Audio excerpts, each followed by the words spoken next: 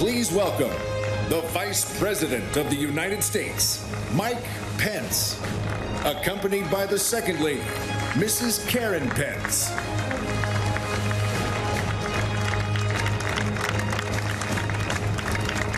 Fort McHenry in Baltimore. A site chosen of necessity, of course. This convention was originally supposed to be in Charlotte, North Carolina, then Jacksonville, Florida. The pandemic changed all that. Quite a majestic sight.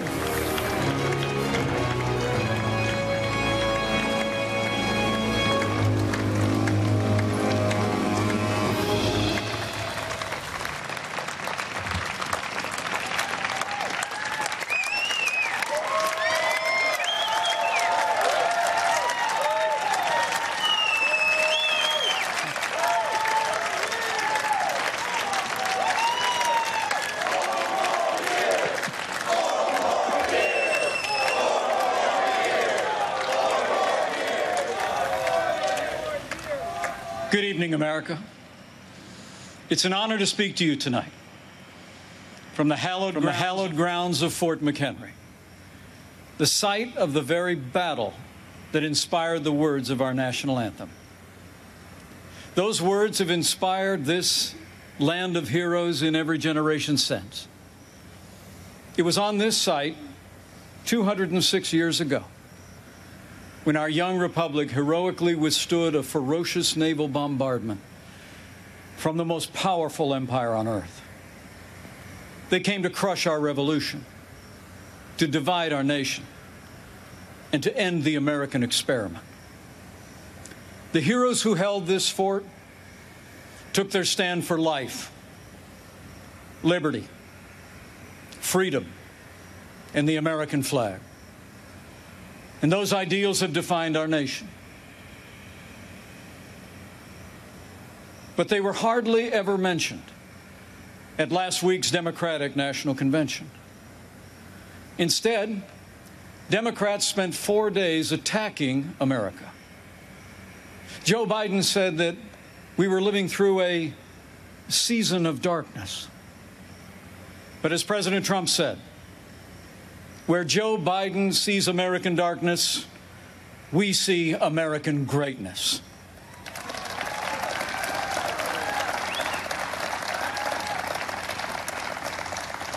In these challenging times, our country needs a president who believes in America, who believes in the boundless capacity of the American people to meet any challenge, defeat any foe, and defend the freedoms we hold dear. America needs 4 more years of President Donald Trump in the White House.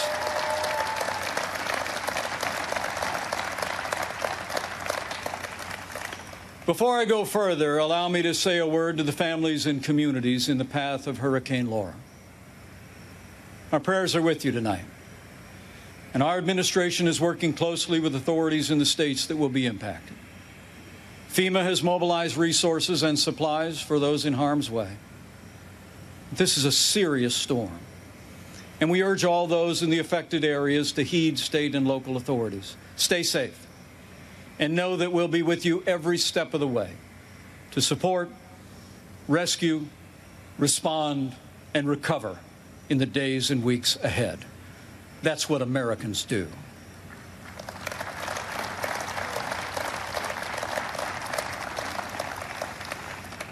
Four years ago, I answered the call to join this ticket because I knew that Donald Trump had the leadership and the vision to make America great again. And for the last 4 years, I've watched this president endure unrelenting attacks, but get up every day and fight to keep the promises that he made to the American people. So with gratitude for the confidence President Donald Trump has placed in me, the support of our Republican Party, and the grace of God, I humbly accept your nomination to run and serve as Vice President of the United States.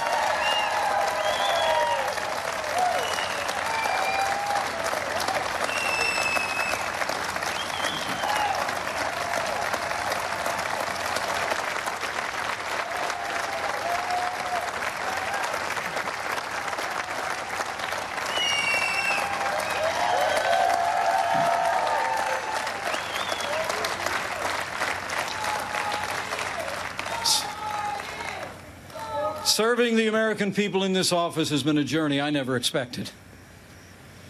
It's a journey that would not have been possible without the support of my family, beginning with my wonderful wife, Karen.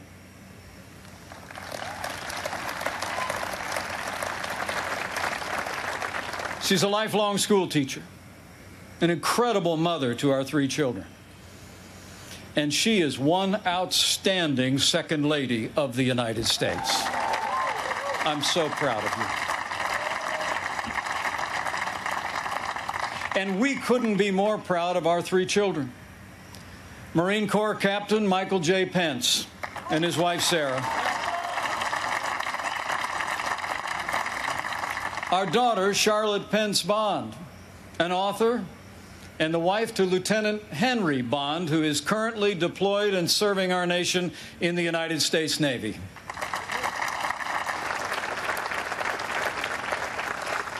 And our youngest, a recent law school grad, our daughter Audrey, and her fiancé, who, like so many other Americans, had to delay their wedding this summer. But we can't wait for Dan to be a part of our family.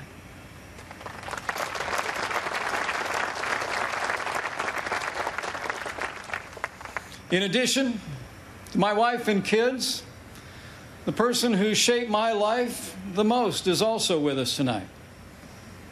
My mom, Nancy.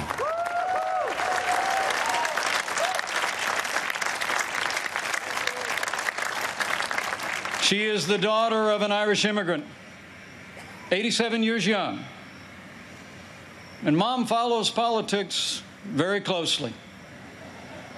And the truth be told, sometimes I think I'm actually her second favorite candidate on the Trump-Pence ticket. Thank you, Mom. I love you. Over the past 4 years, I've had the privilege to work closely with our president. I've seen him when the cameras are off. Americans see President Trump in lots of different ways. But there's no doubt how President Trump sees America. He sees America for what it is. A nation that has done more good in this world than any other. A nation that deserves far more gratitude than grievance. And if you want a president who falls silent when our heritage is demeaned or insulted, he's not your man.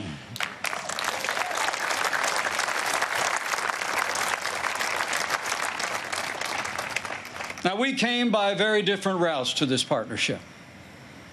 And some people think we're a little bit different. But you know, I've learned a few things watching him. Watching him deal with all that we've been through over the past 4 years. He does things in his own way, on his own terms. Not much gets past him. And when he has an opinion, he's liable to share it. He's certainly kept things interesting. But more importantly, President Donald Trump has kept his word to the American people.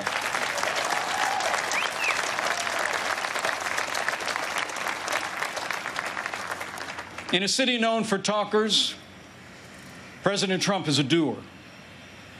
And few presidents have brought more independence, energy, or determination to that office. 4 years ago, we inherited a military hollowed out by devastating budget cuts, an economy struggling to break out of the slowest recovery since the Great Depression. ISIS controlled a land mass twice the size of Pennsylvania. And we witnessed a steady assault on our most cherished values, freedom of religion and the right to life. That's when President Donald Trump stepped in. And from day one, he kept his word. We rebuilt our military. This president signed the largest increase in our national defense since the days of Ronald Reagan and created the first new branch of our armed forces in 70 years, the United States Space Force.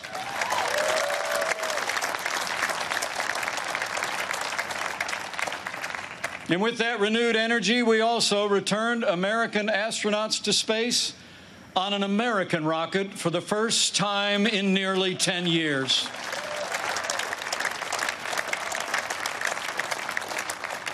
And after years of scandal that robbed our veterans of the care that you earned in the uniform of the United States, President Trump kept his word again. We reformed the VA, and Veterans Choice is now available for every veteran in America.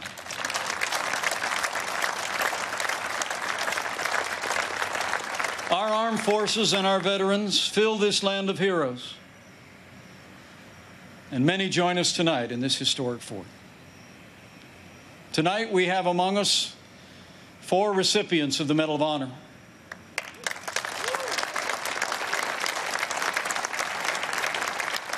Six recipients of the Purple Heart.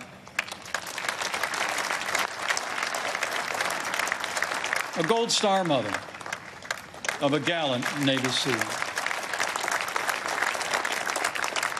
And wounded warriors from Soldier Strong, a group that serves our injured veterans every day. We are honored by your presence, and we thank you for your service.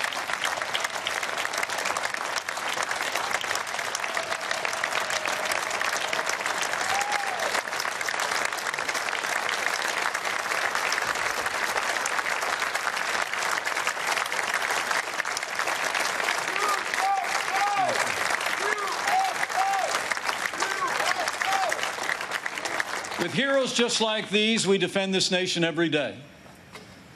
And under this commander-in-chief, we've taken the fight to radical Islamic terrorists on our terms, on their soil. Last year, American armed forces took the last inch of ISIS territory, crushed their caliphate, and took down their leader without one American casualty. And I was there when President Trump gave the order to take out the world's most dangerous terrorist. Iran's top general will never harm another American because Qasem Soleimani is gone.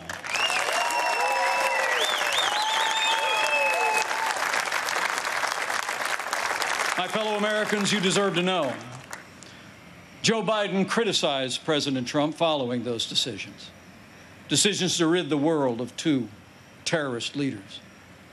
But it's not surprising, because history records that Joe Biden even opposed the operation that took down Osama bin Laden.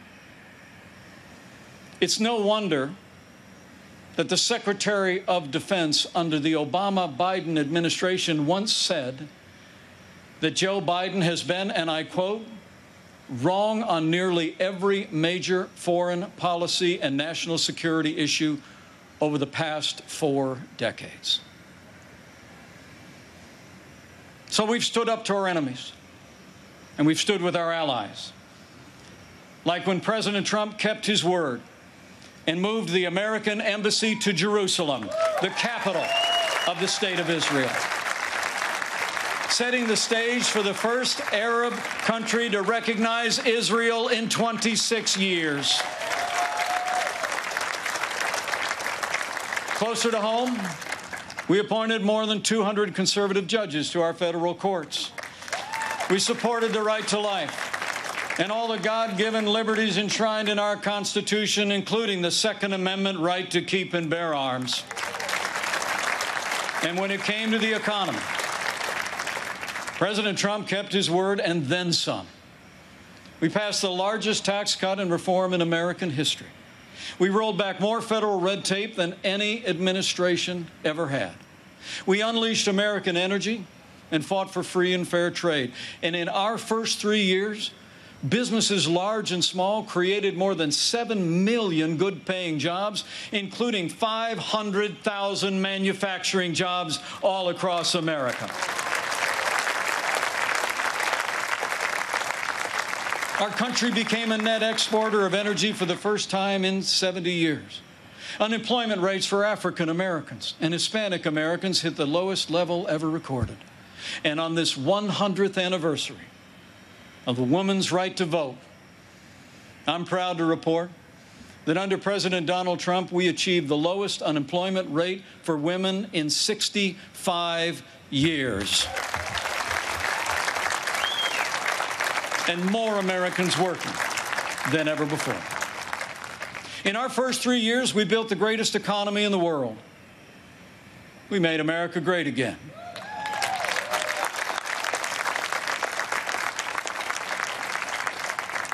And then the coronavirus struck from China. Before the first case of the coronavirus spread within the United States,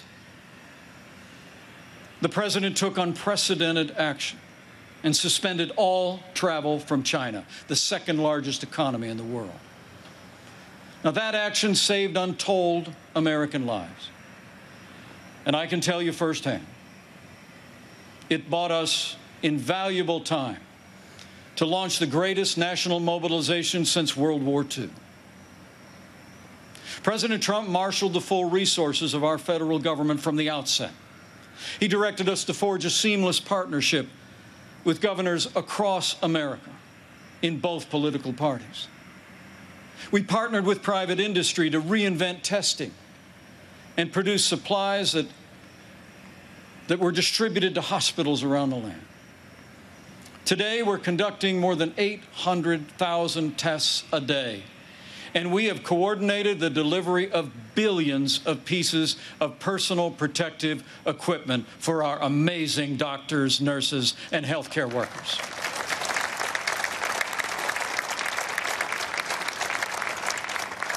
We saw to the manufacture of 100,000 ventilators in 100 days, and no one who required a ventilator was ever denied a ventilator in the United States.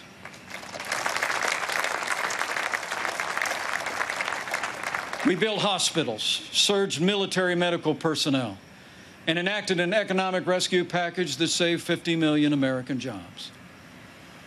As we speak, we're developing a growing number of treatments known as therapeutics, including convalescent plasma, that are saving lives all across America. Now, last week, Joe Biden said that no miracle is coming.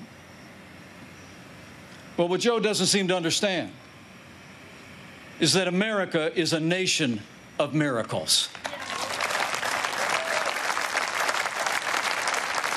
And I'm proud to report that we're on track to have the world's first safe, effective coronavirus vaccine by the end of this year.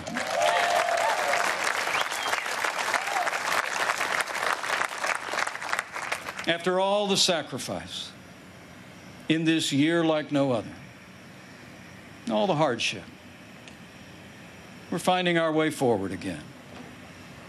But tonight, our hearts are with all the families who've lost loved ones and have family members still struggling with serious illness. In this country, we mourn with those who mourn. We grieve with those who grieve. And this night, I know that millions of Americans will pause and pray for God's comfort for each of you. You know, our country doesn't get through such a time unless its people find strength within. The response of doctors, nurses, first responders, farmers, factory workers, truckers, and everyday Americans who put the health and safety of their neighbors first has been nothing short of heroic.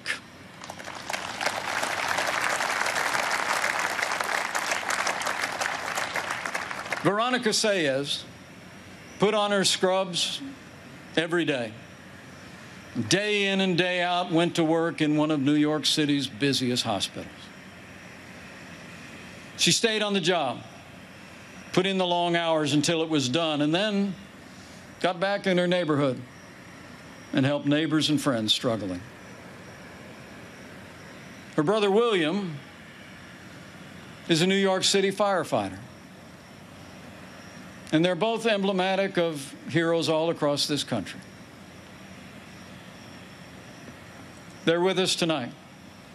And I say to them and to all of you, You have earned the admiration of the American people, and we will always be grateful for your service and care.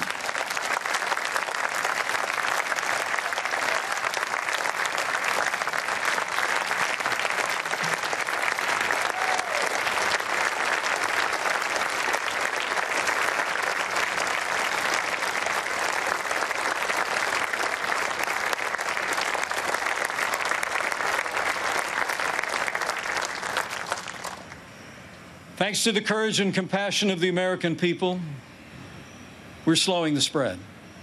We're protecting the vulnerable. And we're saving lives. And we're opening up America again. Because of the strong foundation that President Trump poured in our first 3 years, we've already gained back 9.3 million jobs in the last 3 months alone.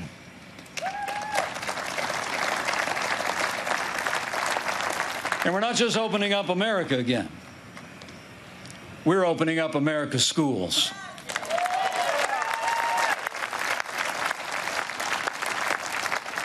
And I'm proud to report that my wife, Karen, that school teacher I've been married to, will be returning to her classroom next week. And so to all of our heroic teachers and faculty and staff, thank you for being there for our kids. We're going to stay with you every step of the way.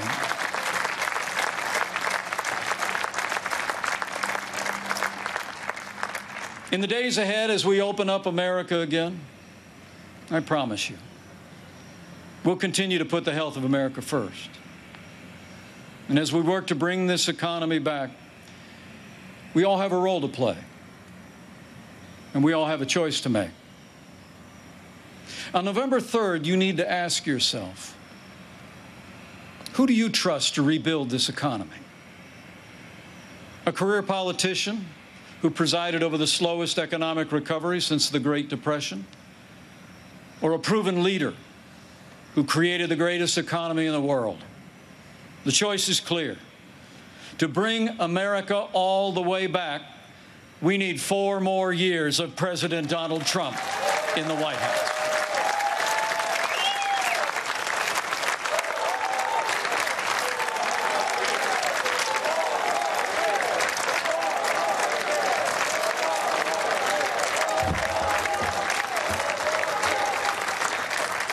My fellow Americans, we're passing through a time of testing.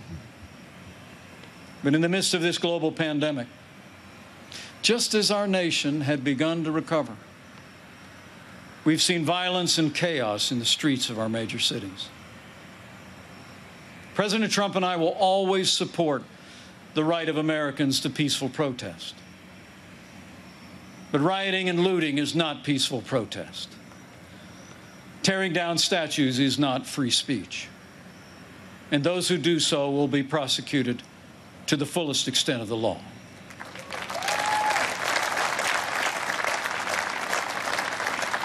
Last week, Joe Biden didn't say one word about the violence and chaos engulfing cities across this country. So let me be clear. The violence must stop, whether in Minneapolis, Portland, or Kenosha. Too many heroes have died defending our freedom to see Americans strike each other down. We will have law and order on the streets of this country for every American of every race and creed and color.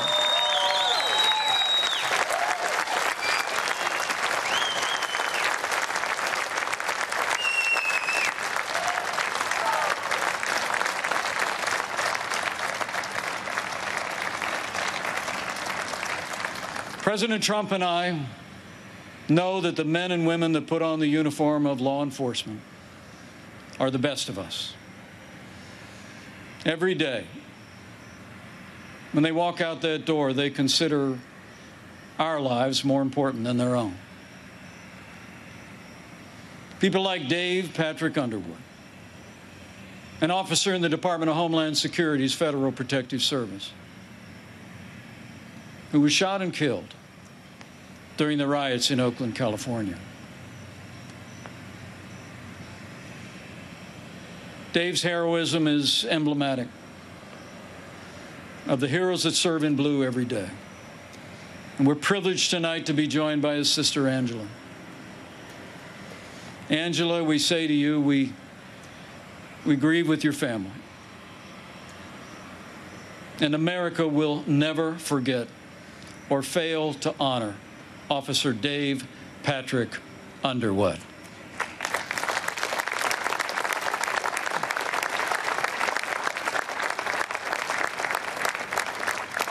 The American people know we don't have to choose between supporting law enforcement and standing with our African American neighbors to improve the quality of their lives, education, jobs, and safety.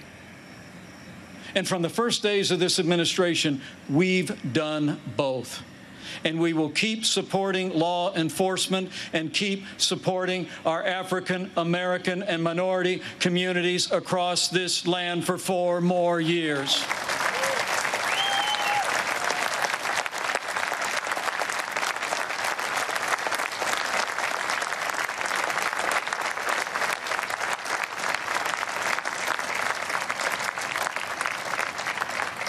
Now, Joe Biden says that America is systemically racist and that law enforcement in America has, and I quote, an implicit bias against minorities. When asked whether he'd support cutting funding to law enforcement, Joe Biden replied, yes, absolutely. Joe Biden would double down on the very policies that are leading to violence in America's cities. The hard truth is, you won't be safe in Joe Biden's America. And under President Trump, we will always stand with those who stand on the thin blue line, and we're not going to defund the police, not now, not ever.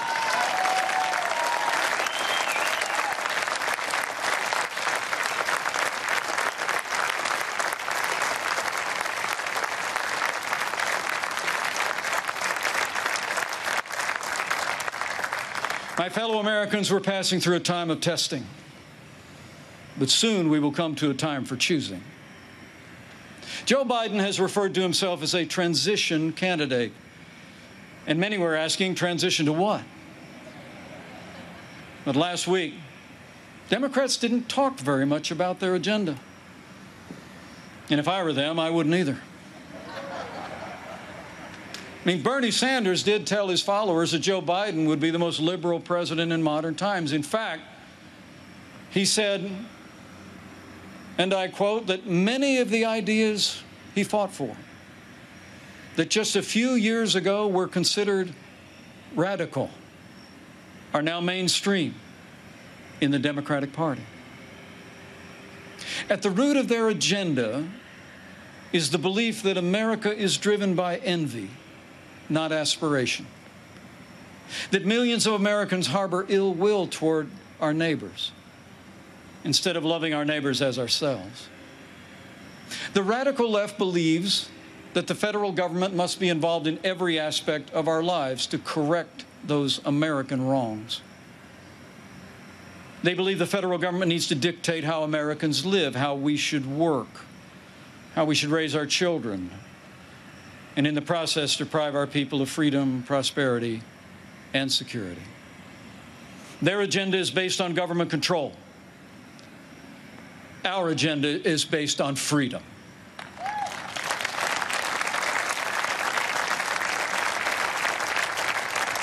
Where President Trump cut taxes, Joe Biden wants to raise taxes by nearly $4 trillion.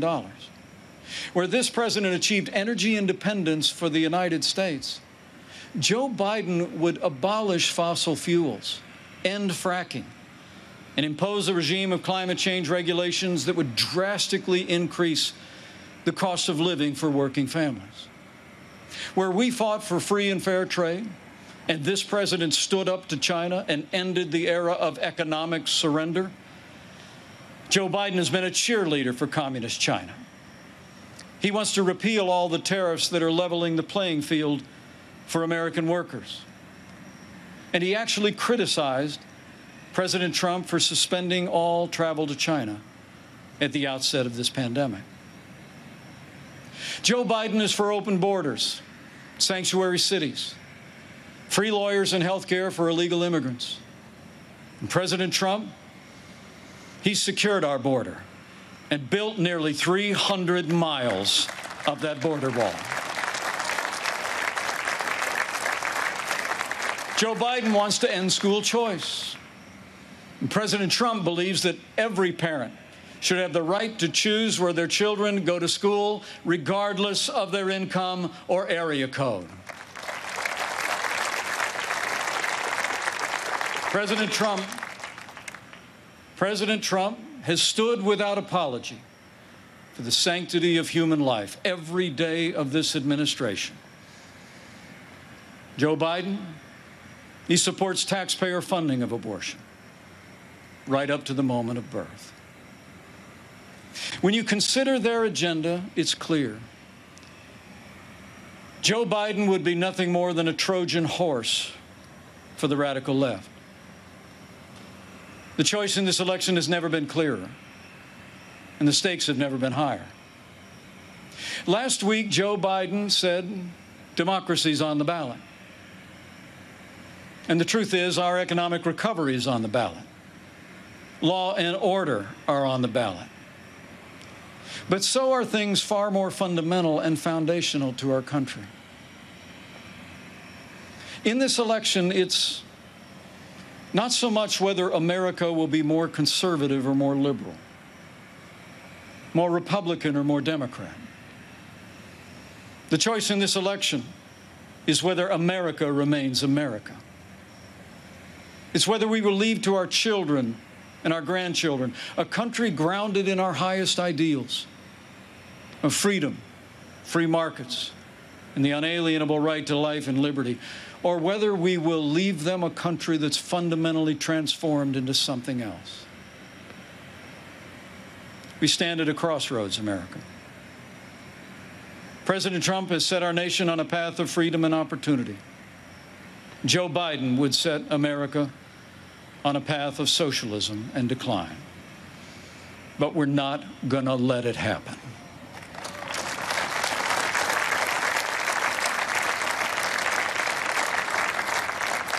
President Donald Trump believes in America and in the goodness of the American people, the boundless potential of every American to live out their dreams in freedom. And every day, President Trump has been fighting to protect the promise of America. Every day, our president has been fighting to expand the reach of the American dream. And every day, President Donald Trump has been fighting for you. And now it's our turn to fight for him.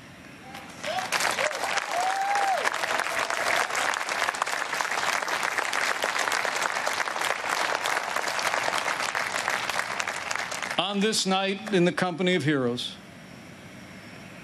I'm deeply grateful. Deeply grateful for the privilege of serving as Vice President of this great nation and to have the opportunity to serve again. I pray to be worthy of it, and I will give that duty all that's in me. In the year 2020, the American people have had more than our share of challenges. But thankfully, we have a president with the toughness, energy, and resolve to see us through. Now, those traits actually run in our national character. As the invading force learned on approach to this fort in September of 1814,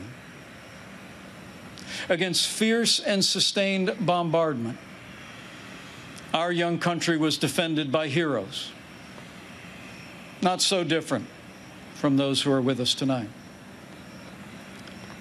The enemy was counting on them to quit, but they never did. Fort McHenry held, and when morning came, our flag was still here.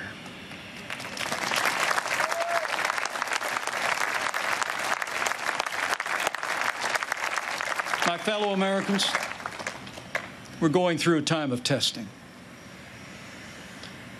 But if you look through the fog of these challenging times, you will see our flag is still there today.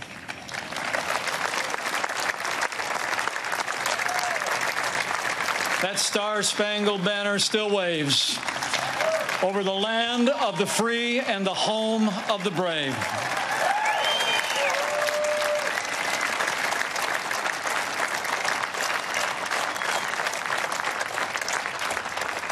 From these hallowed grounds, American patriots in generations gone by did their part to defend freedom. Now it's our turn. So let's run the race marked out for us. Let's fix our eyes on Old Glory and all she represents. Let's fix our eyes on this land of heroes and let their courage inspire. And let's fix our eyes on the author and perfecter of our faith and our freedom. And never forget that where the Spirit of the Lord is, there is freedom. That means freedom always wins.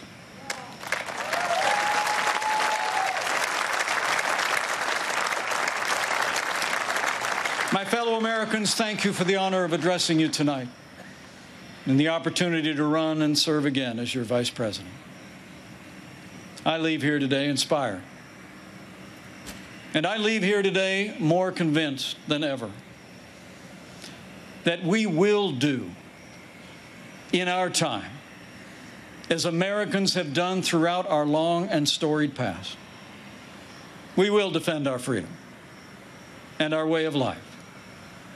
We will re-elect our president and principled Republican leaders across the land. And with President Donald Trump in the White House for 4 more years, and with God's help, we will make America great again. Again.